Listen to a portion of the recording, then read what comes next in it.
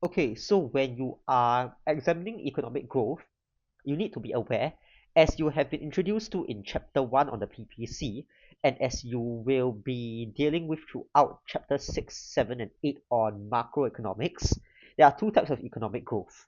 So the first type is actual growth of the economy, which refers to an increase in the real national outputs, okay, or the real output of an economy over time. So this is indicated by a rise in the gross domestic product or GDP. And we have talked earlier about the definition of GDP, right? So if there is actual growth in the economy, this means that there is going to be more goods and services that are being produced in the economy. And then we've also talked about population growth, real GDP growth, all that. Okay? So we can actually illustrate this using the PPC. Okay? So let us recall how to draw a PPC. We have consumer goods, or quantity of consumer goods, and then quantity of capital goods in this axis. You can flip it if you want, but I'm insecure, so I'm not going to flip it. Just draw your PPC. And actual growth is when you are moving from a point within the PPC to a point closer to the PPC.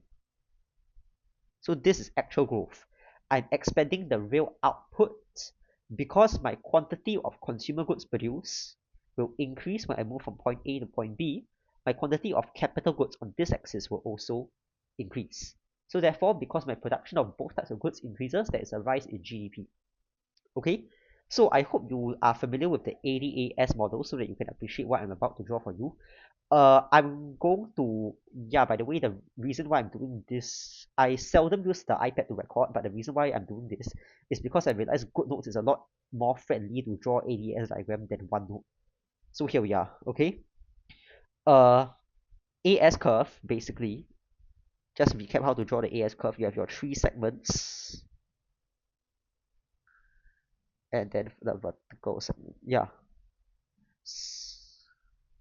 And that looks good enough. Yep, it's good enough. So, you have in your ADAS framework general price level on this axis and real national output or real national income on this axis. Please know how to label them in full. You cannot use shorthand during an exam, okay? So this point here is my full employment output, YF, where all resources in the economy are fully and efficiently utilized. So if I'm talking about actual growth in the PPC is I move from point A to point B, I am now producing here, correct?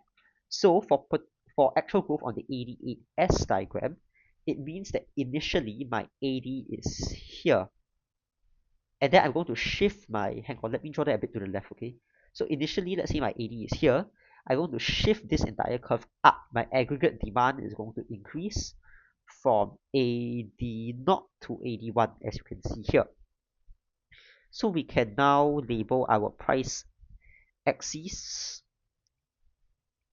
and output axis.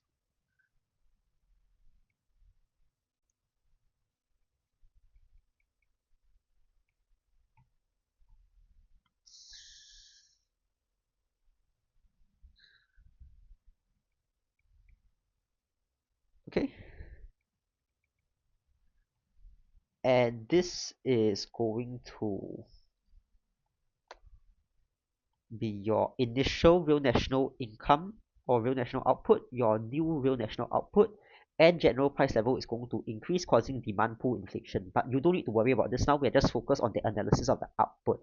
Okay, so because my real national output increases from Y0 to Y1 via the multiplier effect, I will do another video on the multiplier effect, but you don't need to know it for the purposes of this chapter. It's only in chapter 5.2. Okay, so because I've increased my real GDP, this increase in output represents actual economic growth. Okay, now potential growth of the economy, on the other hand, refers to an increase in the productive capacity of the economy over time. So we are familiar in the PPC diagram. Let's just copy our axis labels over.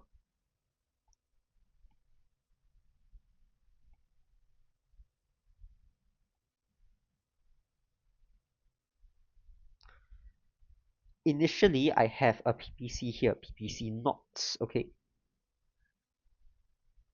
And what's going to happen is I'm going to shift my entire PPC outwards from PPC naught to, hang on, that's ugly. I'm going to shift my entire PPC outwards from PPC naught to PPC1. So because of this means that the maximum attainable combinations of goods and services that can be produced due to this upward shift of the PPC actually increases. So potential growth actually provides more room for future actual growth because it increases future real GDP per capita. So this will increase future MSOL. So MSOL may increase in future because there is more spare capacity in the economy,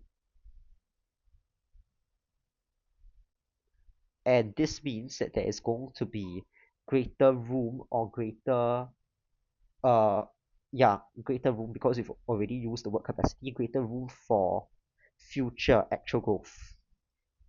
So this is all in future, okay? Whether this potential gets realized or not is up to the context of the economy lah. So this can also be an evaluation point. Okay? For ADAS, instead of an increase in AD now, we are going to draw an increase in AS. So I'm going to increase the vertical range of my AS. Okay?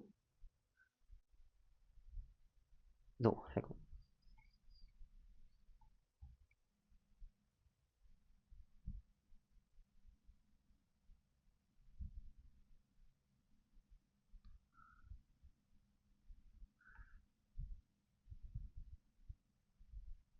Yeah.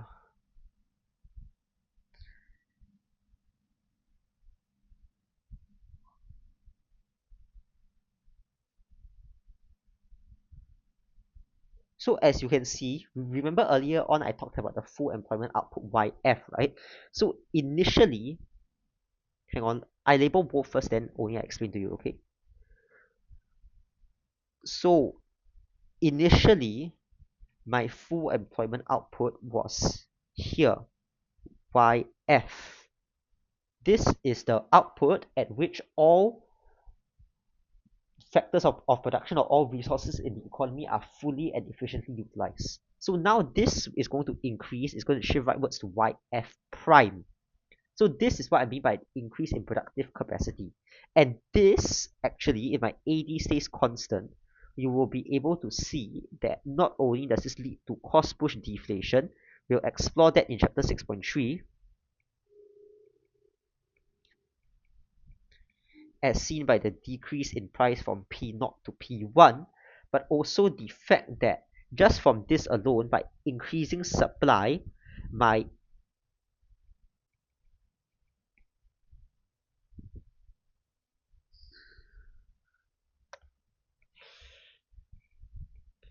real national output will also increase. So you see that there's some element of actual growth here because of my increase in RNO as well from Y0 to Y1. So what do I mean by increase in spare capacity? Because if you see here, right, initially how much spare capacity do I have? Initially my spare capacity is the distance from my output to my full employment output. Now this gap between my output and my full employment output is increased. That's what I mean by I have more spare capacity. And it's because of this greater spare capacity, existing FOPs are less scarce, puts a downward pressure on FOP. So that's why general price level decreases from P0 to P1. Okay, so I think I've just talked to you a bit also about cost push deflation, but that will not be our focus now. Clear so far? Okay, let's go back to actual growth for a bit. How can actual growth change MSOL? Obviously, economic growth in terms of actual growth is going to increase material SOL because of the fact that my GDP increases what? So by definition, I increase SOL. Ta-da, done. Are we done? No, right? I need to include rigor. So why is it that So when my GDP increases, let's go back to the definition of GDP. When in doubt in this topic on SOL, always go back to your definitions. This means that I have an increase in the quantity and quality of goods and services available to the average resident in an economy for consumption. And so that is how my MSOL increases. Okay? So include all this economic rigor. Because in GP, you can also write about the concept of economic growth. You can also write about the concept of GDP. How do I turn my GP essay into an econs essay? I include rigor like this. How do I not write econs in my GP essay? I don't include rigor. As simple as that. Okay? Yeah, GP department, especially in HCI, does actually say a lot that sometimes we tend to sneak in economic terms into our GP essays. Please don't go and write econs in GP and GP in econs. That's the terrible, that's a humongous pet peeve of both departments teachers. Okay? So yeah, what's the evaluation of this? I don't think I've talked about this yet, but obviously, when we are talking about GDP here, intuitively we already have in mind real GDP per capita. Okay, if you wish to put yourself at peace of mind, you can just explicitly state in the introduction that throughout your essay, whenever you are discussing GDP, you mean this. Okay, so composition of national income is one EV point that you can raise. Capital versus consumer goods, I thought about that already.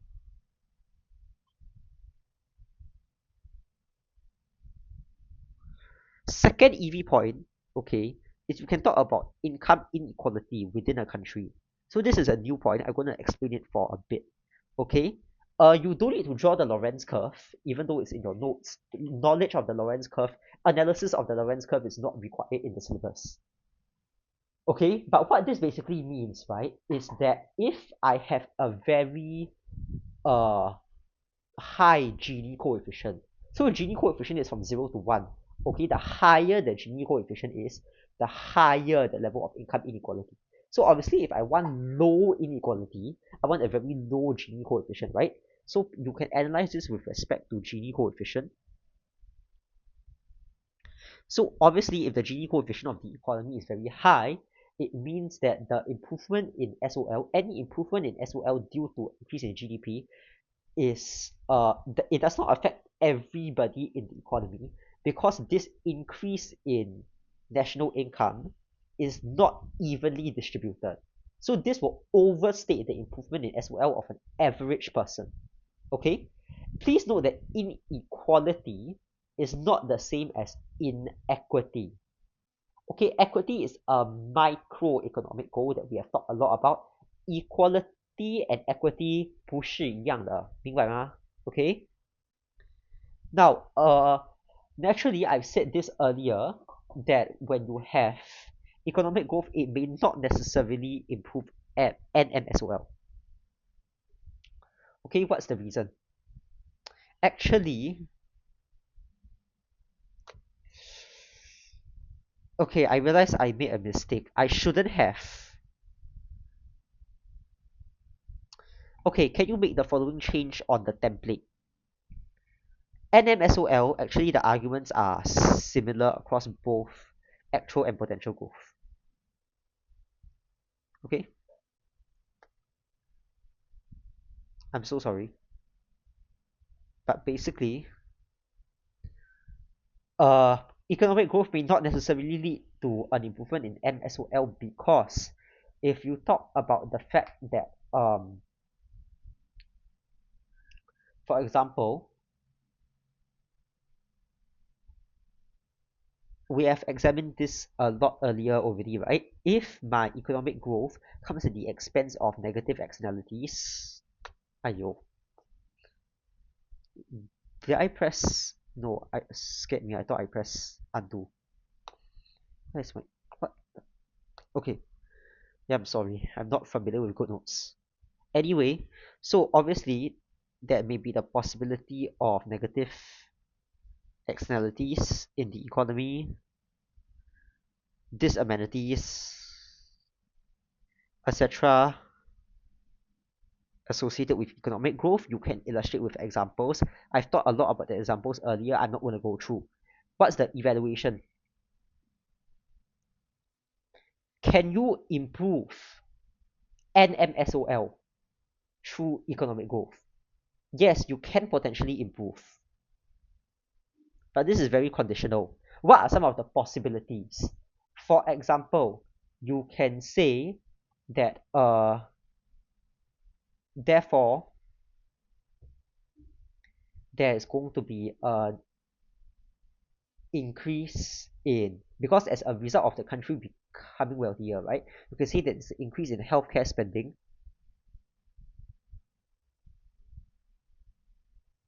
that leads to better healthcare and then therefore improve population health outcomes, and that is a measure of NMSOL, and nobody can fault you for that because that's a component of the HDI. You can also talk about the fact that increased affluence of the country means the increased education level. There's also a component of the HDI. Okay, a weaker point that a lot of people like to write is they just like to say growth improves happiness. How do you argue that growth improves happiness? There's actually a way to write this with rigor, but I wouldn't say it's very good because all you can write is that economic growth, whether it's actual or potential in terms of increasing productive capacity, you can argue that it will increase household income, and it will increase profits for firms such that people can pay more tax revenue. This is a possible point. And of course, if people pay more tax revenue to the government, this means that the government can fund more infrastructure, all that, and therefore this will actually improve NMSOL because people are happier to have all this increased government spending and social welfare programs and all that. Okay. Uh Actually, yeah, I think I've just answered this question on whether economic growth will lead to an increase in SOL over time. Not necessarily, because what are some of your summative conclusion points? You can talk about the facts that, for example, in your summative conclusion, you can talk about the fact that it depends on the context of the economy. Why? Because you have earlier on you have, especially in the NMSOL part, you have put in a lot of assumptions, right? It depends on the nature of the economy in order to be able to tell if there is negative externalities or disamenities or all that. But you need to be able to think about when you're talking about inequality, right? When I collect tax revenue, how is this tax revenue distributed? Does the redistribution of tax revenue by the government address income inequality? Does it improve non-material aspects like healthcare and education that matter to people? Obviously, it depends on the context of the economy. For Singapore, yes. For Zimbabwe or North Korea, maybe not. Okay? And then also the extent to which government policy, government intervention in the form of Procovian taxes, all that, can correct market failure due to negative externalities. Another possible EV point. And then what's our favorite EV point? Short run and long run. Maybe it will decrease NMSOL in the short run, but in the long run, because of the increases in productive capacity and affluence and all that, it will lead to improve efforts by the government to redistribute income, and then therefore everybody may have a lower MSOL in the short run, but can actually improve MSOL in the long run because of this income redistribution, because of this increase in productive capacity of the economy, because of this increase in the real output of the economy, all that.